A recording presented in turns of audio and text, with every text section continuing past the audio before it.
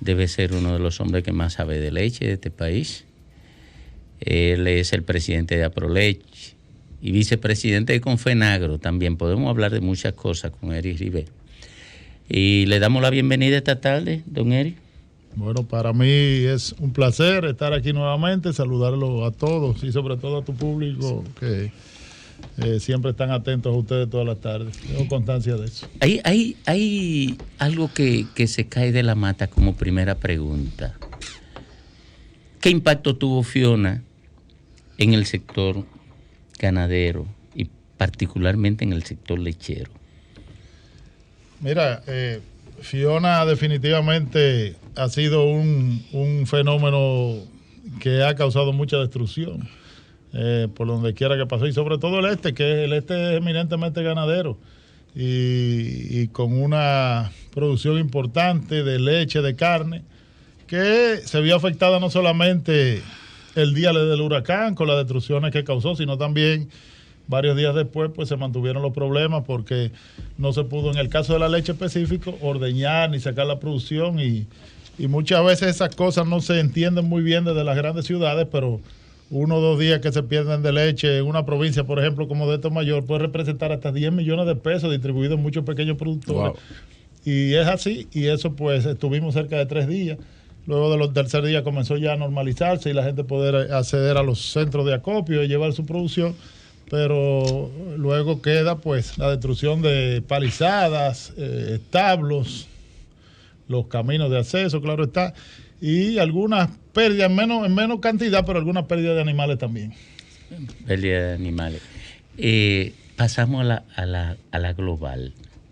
Entonces, porque ya el gobierno ha estado anunciando lo que ha hecho en cada sector. Si me permite, Domingo, en esa línea de esas medidas, el gobierno anunció ayer un paquete sustantivo, casi 5.500 millones de ayuda al sector. Y me parece que hay 1.000 pesos por tarea, por máximo 300. Esas ayudas que uno la ve de la capital, con un número reducido, cuando las desagregan en el territorio, significan impactos importantes en los pequeños ganaderos, en las personas afectadas, las roturaciones, los accesos, la siembra. ¿Cómo podemos aquilatar esas medidas? Son medidas primero históricas, nunca antes vistas, ayuda directa y sobre todo que van a impactar a comunidades que más allá, por ejemplo, de la ganadería, por ejemplo, el cacao, muy impactado en la zona, y la media de tenencia de tierra del cacao en el este es cerca de 40 tareas, de personas que viven de eso y que van a ver un año pues frustradas sus entradas, y que estos 1.000 pesos por tarea, más allá también de ayudar y de provocar que se renoven, que se mejore lo que quedó, que se pode y que vuelva a sembrarse, pues también servirá para un respiro también, como debe de ser.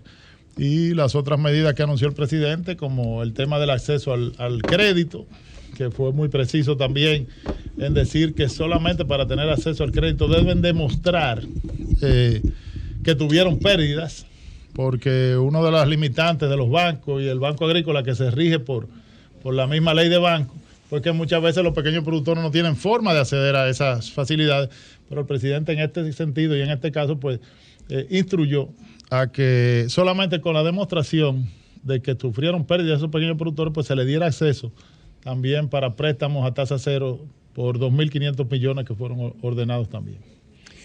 Históricamente ha sido un gran problema para el desarrollo lechero el tema de las importaciones de leche. Y esto, en boca de ustedes, lo he escuchado mucho, esto define una situación conflictiva porque los tratados estos de libre comercio plantean la libre circulación de productos y conspiran contra el desarrollo de unidades productivas nacionales. Ese tema ahora mismo, ¿en qué situación está?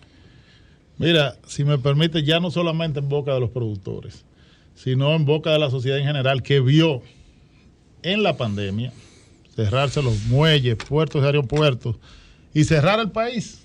Se cerró el turismo, se cerró todo. Y gracias a Dios por la perseverancia y por la cultura productiva que tienen los dominicanos, pues aquí no se escaseó la comida. No. Y entonces ese ha sido el llamado permanente, porque es que debe de haber una planificación, no puede haber, y cada vez hay menos tiempos de abundancia en el mundo. Cada vez el cambio climático, el tema de la geopolítica y el tema de la producción, pues cada vez hay menos excedentes como habían hace unos años, y obliga a países como el nuestro a tener garantizado dentro de su país, más nosotros que tenemos las condiciones, pues nuestros alimentos. Y se acercan los tiempos de desmonte, el comercio no para, eso es realmente una tarea pendiente y que se ha estado trabajando no solo en la leche, sino en el arroz y en otros productos que somos autosuficientes y que tenemos la cultura y que tenemos gran cantidad de personas y de tierra dedicada a eso.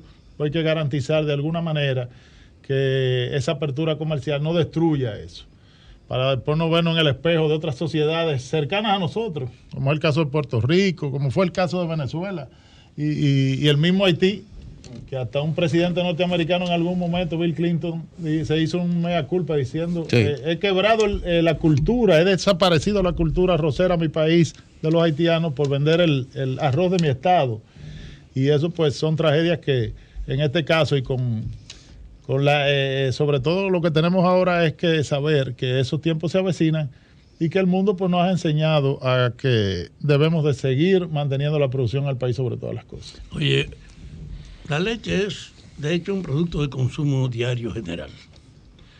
Producirla pues es una actividad que tiene que ver hasta con el orden social, asegurar una fuente de abastecimiento.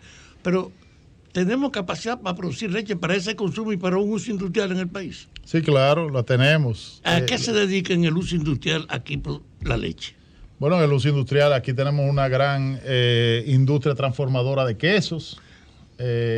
Más del 55% de la leche que se produce en el país va a cerca de 500 queserías y algunas más, porque hay muchas tan micro que son en casa. Pero es decir, que la mayor parte de la producción de leche tiene un destino industrial y no de consumo directo. Así es, la mayor parte. Y después pues las grandes plantas, que son las que menos, porque también se dedican a otros nuevos rubros como que se han desarrollado en los últimos años, como es el tema del yogur y otras cosas, pues hay una gran demanda. Queso, yogur y dulce en general son los destinos industriales. Sí, así es. Digo, claro, y la leche pasteurizada y ultra pasteurizada que la hacen las grandes industrias, exacto, que ya pues tiene el proceso de que se usa para que llegue a los mercados. De hecho, ninguna actividad de la economía dominicana tiene la dimensión en el uso que tiene la leche. No, mire, tiene eso, pero además tiene un componente importante que es por el cual pues nosotros siempre alzamos la voz en defensa de los productores de leche del país. Es la pyme más importante del campo dominicano.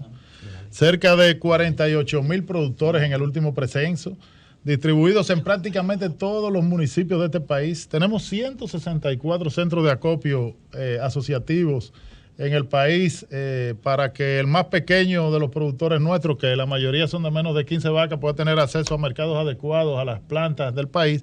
Y esos centros de acopio pues le permiten al pequeño productor tener un precio igual, por ejemplo, a de un productor mediano como soy yo, que estoy muy cerca de la ciudad, y pueden vender tal vez en el Pino de Dajabón o al mismo precio que yo, que estoy más cerca de la capital, siendo pequeño. Así que eso es una de las cosas que hay que preservar. 19 millones de tareas dedicadas a la ganadería. Son de las cosas que hay que preservar, que no tienen otra vocación la mayoría. Son tierras de menor calidad que las agrícolas, y que con la ganadería pues producen riqueza y garantizan alimentos al país.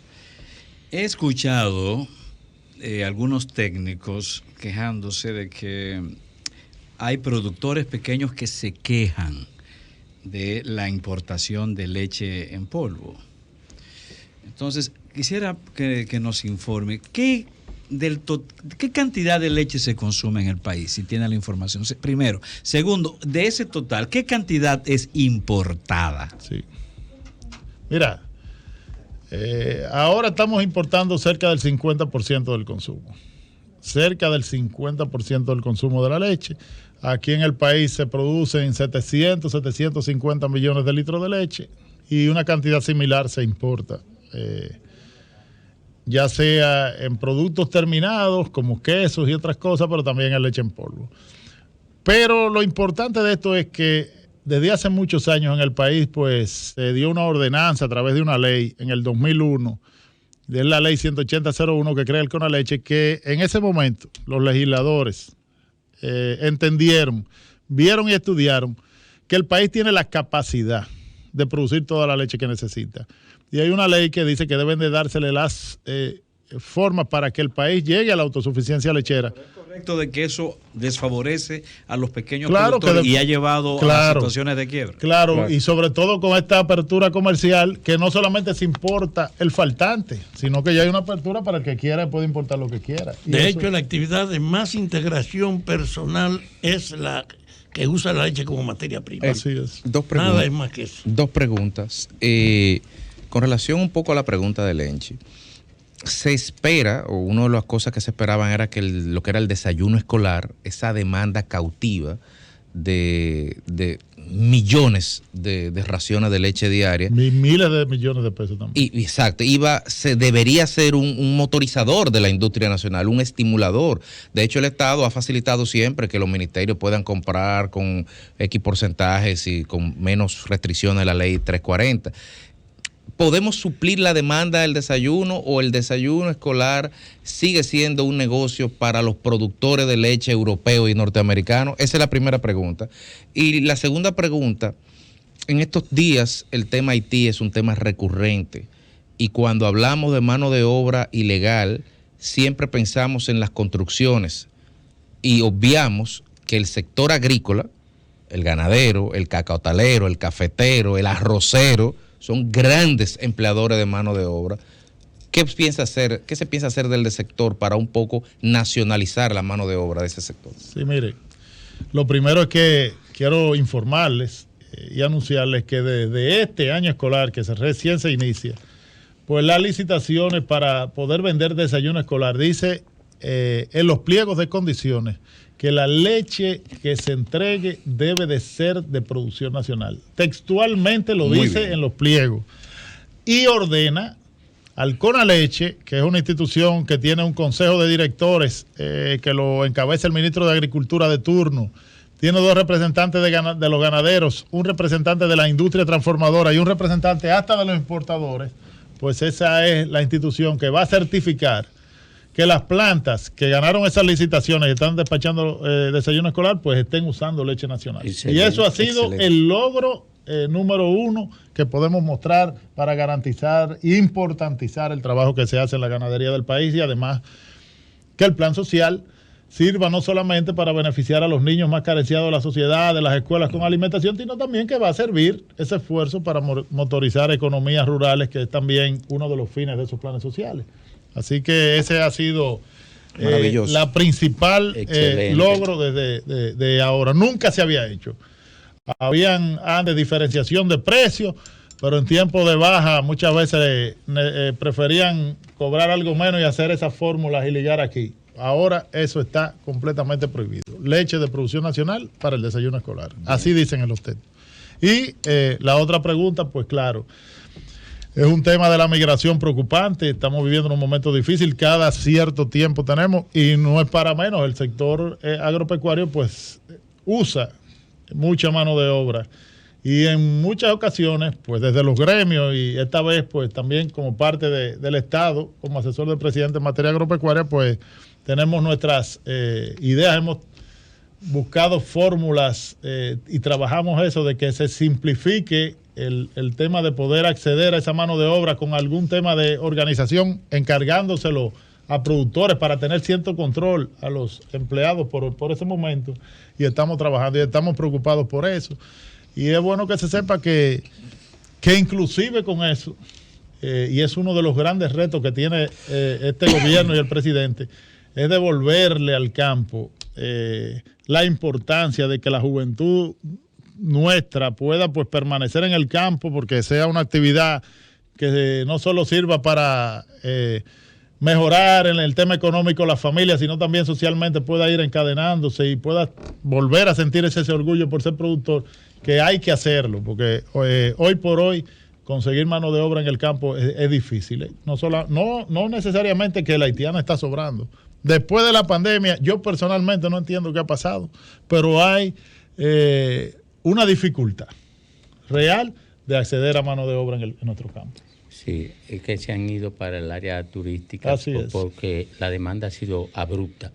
Pero el tema de los cuatreros, que antes era muy recurrente en el área de Puerto Plata, de Monte Plata y en el área de la frontera, no lo siento en los medios de comunicación, es que ya está siendo combatido con efectividad. Mira, los cuatreros es una historia del avieato permanente y hay bandas que se dedican a eso, más que reconocidas.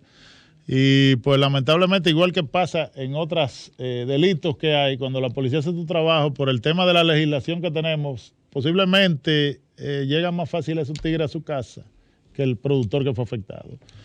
Es uno de los robos más, le digo? Pero hay mucha complicidad también con el Ministerio Público. De acuerdo con como he estado en los medios de comunicación tanto tiempo, siempre he escuchado denuncias de complicidad, sobre todo en el área de Monte Plata. Lo escuchaba en años pasados, hace mucho que no lo escucho. Se han dado ejemplos. Mira, hace cerca de 15 años, porque hay historia, hubo un director del DNI de Bonao que fue apresado infragante y ese cumplió una condena por 10 años. Pero eso fue la sociedad de Bonao, las asociaciones que se integraron, una lucha casi de 5 años. Sí, yo recuerdo eso. Ahora bien, lo que hay es que hay una legislación muy benigna para lo que es el robo de animales. O sea, es como si no es nada y es uno de los crímenes más perversos, porque más allá de cuando tú te robas un motor, tal vez tú vas al otro día, una motocicleta y con un fiao o con tú la recuperas y tienes que pagar las 5 o 6, pero la tienes. Pero cuando te mata un ejemplar, un animal que además es tu sustento permanente por lo que produce, muchas veces eso ni con dinero se recupera. En el nuevo Código Penal no hay reformas. No, y lo que estamos impulsando junto al diputado Jorge Caboli, que es un diputado de Cabrera, que es de ascendencia ganadera, una ley especial contra el abigeato. Bien redactada, bien estudiada y además tomando ejemplos de países que han podido resolver eso, porque hay una ley que realmente va a castigar ese delito. Y hemos hecho un recorrido prácticamente por el país y con los diputados que nos puedan apoyar a ver si podemos lograr esa ley en este tiempo. Okay. Hay una cosa que siempre me ha llamado la atención, por lo menos los últimos 4 o 5 años. Santiago Rodríguez era una comunidad típicamente ganadera, pero con una característica interesantísima. Una de las provincias que menos desigualdad económica presentaba, una de las provincias donde había el más bajo nivel de homicidio y de violencia, una de las provincias que tenía uno de los mayores niveles de escolaridad. Oye, todo esto, Santiago Rodríguez tenía religiosidad, desarrollo humano, estaba arriba y era ganadera. Me cuentan que en los últimos tiempos ha habido un reflujo en el vigor económico y se han ido destruyendo todos esos valores en el vigor de la actividad ganadera. ¿A qué se debe todo esto? Mire, los últimos años fueron muy difíciles para la ganadería de la línea noroeste, la cual conozco y valoro prácticamente en todas sus 4 provincias de la línea noroeste, donde hay cerca de 70 asociaciones de ganaderos en esa federación de esas 4 provincias. Históricamente fue productora de maní, productora de otros rublos menores, y luego de la PL 480, esa ley que prácticamente normó al país de importar todo el aceite, pues la vida le dio a ellos el camino de irse a ganadería de leche. Y han sido muy exitosos, han sido muy organizados, tienen una planta cooperativa que con toda la lucha del mundo ya por más de 20 años se ha ido desarrollando poco a poco. Y tenemos muchos retos, sobre todo en el manejo del agua.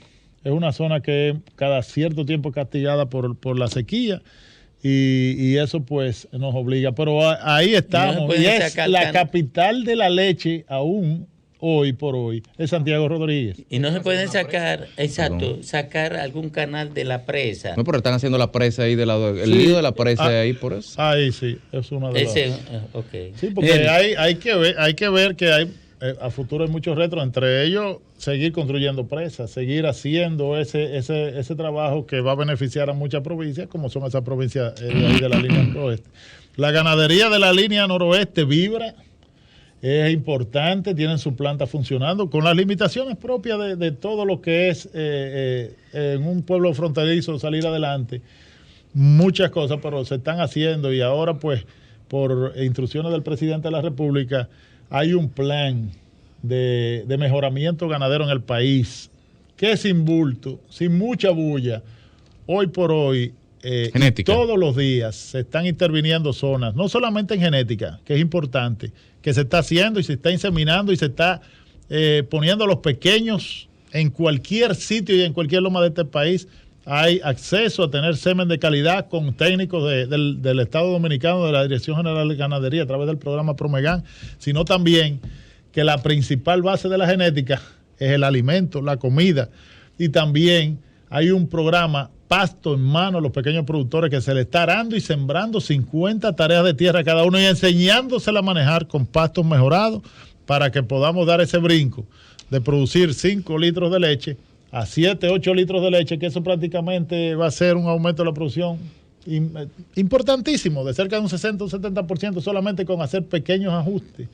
Y eso junto a los programas de reproducción, porque otra de las cosas que hay que enseñar a nuestra gente, y en eso estamos, es que las vacas tienen que parir todos los años y para eso ahí debe haber un manejo adecuado. Y todo eso pues se está trabajando a través de ese maravilloso programa que se lanzará oficialmente en estos días, pero ya tenemos becerras nacidas, las primeras que se inseminaron en Bonao, ya están nacidas y siguen naciendo todos los días y se está sembrando en prácticamente todas las regiones del país pasto a los pequeños productores. Eric, hablando de manejo y temas sanitarios, un amigo mío, un hermano que murió a destiempo, Cifredo Frías, me decía que, amigo mío. Exacto, me decía que estaba, como usted mismo describe, en crecimiento esa actividad ganadera, pero él decía que había también un déficit en términos de veterinarios, ante todo en el campo, porque los veterinarios querían concentrarse solo en la capital, pero que no habían políticas estatales destinadas a mejorar esa presencia de veterinarios que ayudan por una parte a prevenir, por otra parte a curar y al mismo tiempo a un mejor, a mejores condiciones de salud. ¿Qué pasa? ¿Qué pasa con la participación de los veterinarios en esta línea de producción? Mira, definitivamente la mejoría de la producción, no solamente ganadera, sino agropecuaria completa, tiene que ir de mano con la asistencia, la extensión y los técnicos que deben ser bien remunerados y tomados en cuenta también. Y realmente eso pues hay mucha deuda histórica con ese sector y se están haciendo las correcciones y se están trabajando para poder no solamente dotar de vehículos adecuados y de sueldos adecuados a esos productores, pero no deja de haber graduaciones permanentes de jóvenes que están llamados a ser pues esos extensionistas y esos técnicos del futuro para el mantenimiento de la sanidad en el país. Se está trabajando intensamente y se está buscando la forma de poder hacer una mejoría sustancial y esperamos que sea para el próximo año. Hay conciencia sobre ese tema y estamos trabajando en eso. Y el cambio generacional también de los técnicos, pues es importante apoyarlo y se está haciendo también en esta gestión. Eric, gracias, muchísimas gracias por la cantidad de informaciones que logramos extraerte y la mayoría es buena y eso es lo mejor, sí. Que se mantiene la esperanza y un sector tan importante como el que encabezas esté recibiendo estímulos apropiados ahora mismo y que esté garantizando que quienes participan en él o puedan construir riqueza o puedan generar bienestar. Muchísimas gracias. Gracias a ustedes y recordar siempre que creemos y pensamos y trabajamos por lograr que el país siga adelante, porque sin producción no hay nación. Así es verdad. Síguenos en las redes sociales. Búscanos @Sol1065 FM. Lo mejor de nuestro contenido más cerca de ti. Sol 106.5. Una estación RCC Miria.